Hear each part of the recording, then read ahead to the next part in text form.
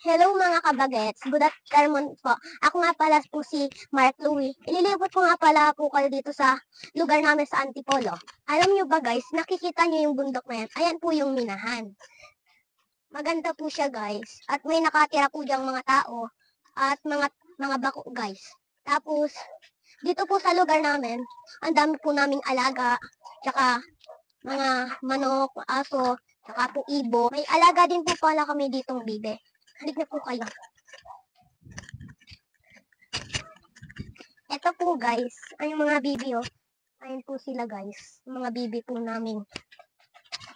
Pinapakain po yan ng mga kangkong. Tsaka si Lolo, ginagawan po nila ng bahay. Ito po si Lolo. So guys, lakad-lakad po tayo dito.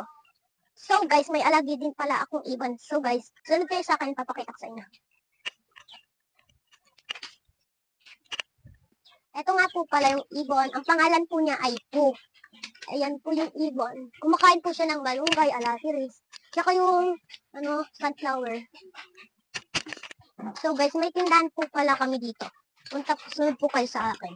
Ito po yung bahay namin. Ang dilim po niya guys. Ito po si Dade. Ito po siya guys.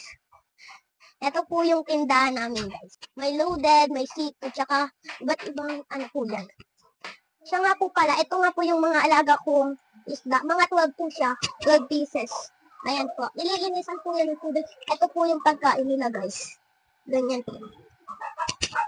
Ito po. May oxygen po pa na sila para di po sila mamatay.